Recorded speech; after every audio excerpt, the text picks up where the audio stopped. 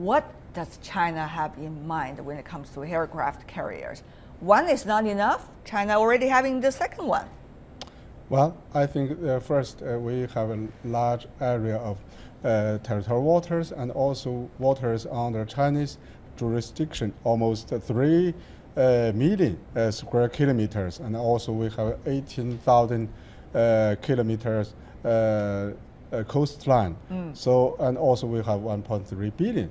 And the other factor, we can see that all the 5 permanent members of the United Nations Security Council and also India all have aircraft carriers. So I think it is natural and normal for China to acquire aircraft carriers, not only one, but all, I think at least 3. Already a quota over there. In fact, the less countries these days are keeping aircraft carriers in service. If we took a look at this map, US has the most for sure, and all of the others, for example, Russia, China, the UK, France, Italy, if you have the map on the screen, India, Thailand have only 1 in service now. Ms. Panova, we noticed that Russia has in fact shrink the number of the aircraft carriers compared to before. What were the thoughts behind this?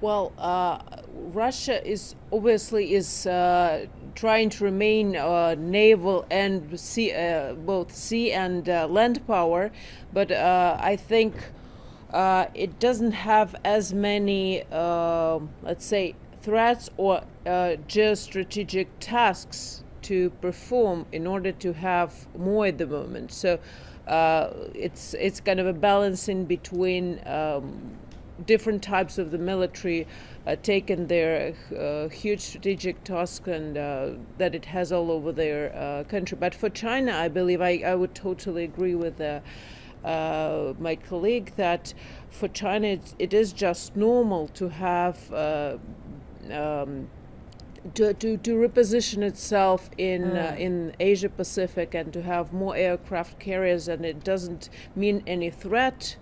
It might mean threat in terms of, or let's say not threat, challenge for the U.S. dominance, because they've been used for so long, being the sole power, having absolute, almost next to absolute control over their world ocean, all over their, be it Pacific, be it Atlantic, be it elsewhere. But of course, their strategic perspective, or the long-term perspective of other countries, including China as its, let's say, main economic rival at the moment, right? Yeah. Having more strategic capabilities could be challenging. It is challenging. Professor, so I think it could be seen from this point of view, but it is all but natural to have those for a big country like China, or for a country like Russia, for any other sea powers. Since Professor Manova talking about the United States, maybe we can take a look at the United States. U.S. is keeping, at this point, 10 aircraft carriers in service. All of them are nuclear powered. For example, Nimitz class vessels. Some of them are the USS Nimitz, the oldest aircraft and the lead ship of the class, and also USS Dwight Eisenhower, the USS Carl Vinson, we're getting very familiar with that name, and the USS Theodore Roosevelt. Mr. Ye, the reason why people are so interested in aircraft carriers is it always has something to do with the ambition of one country's naval service. Yeah, of course. And now you look at the United States, 10, China on its way of building more. You think about the South China Sea and the future naval competitions in the world. Does it ring a bell to you? In the matter of fact, actually, the American Navy is the global navy. It's to dominate the whole the international open water, and even some other countries' territorial water.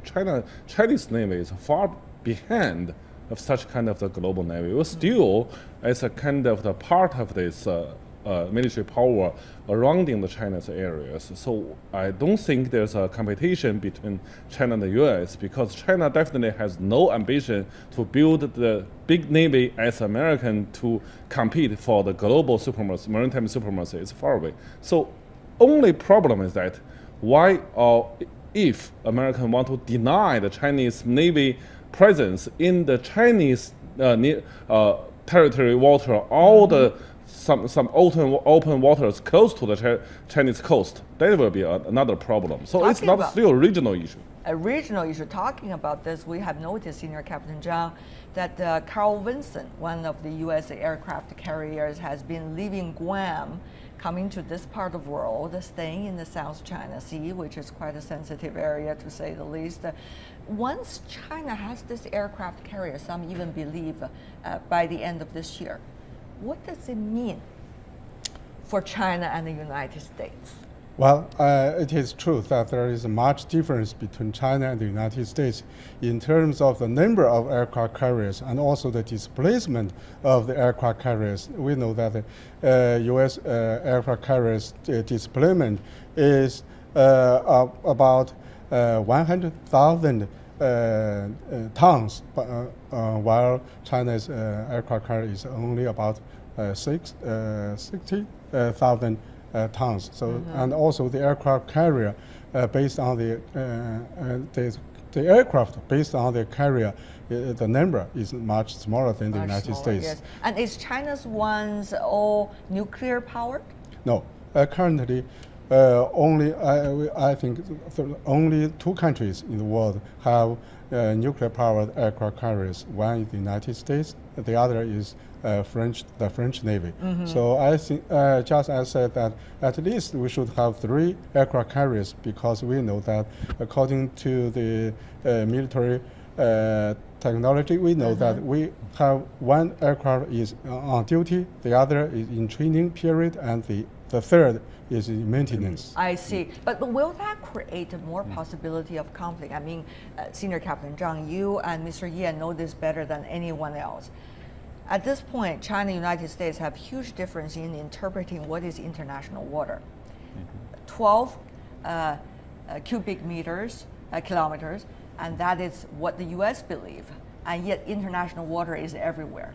And while China talking about 12 cubic meters, and then also 24, and then the special economic development zone, EEZ, and then the international water. So with interpretation so different, when we have more relatively balanced naval power, including aircraft carriers, does it mean more chance of conflict or more chance of peace? I think if China doesn't have such kind of the capacity, I mean the aircraft carrier, there's still a lot of the competition, but we know the consequence because in that case, if American challenge the Chinese stance, China had to make the compromise because you can't make anything different. So this means we can't agree to disagree, but you need to have enough tools to stand for your position. I see.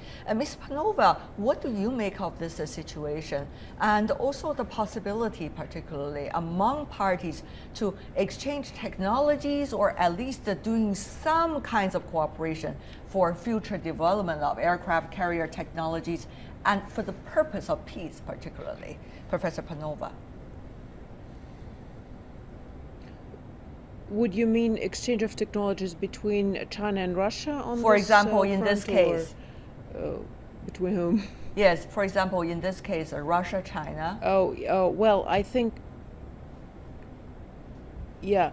Well, I think we have a gradual and quite successfully developing cooperation, including in military area between our 2 countries, be it military equipment supplies, joint productions, or be it joint military exercises. So I think we're quite successful in this regard.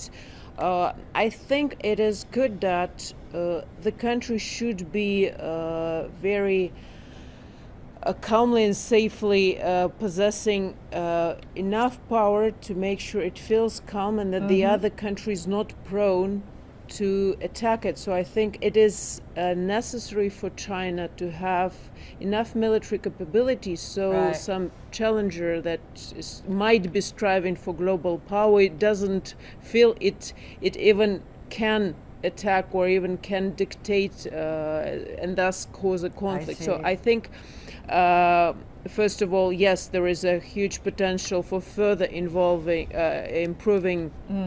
and developing Russia-China cooperation in all areas, including military one. Yeah. And Senior- yes, there should be Okay. an insurance for China in order to for other competitors, if they arise, not to be willing to take any Senior Captain- adversarial stance. Yes. Senior Captain Zhang, 10 seconds for you.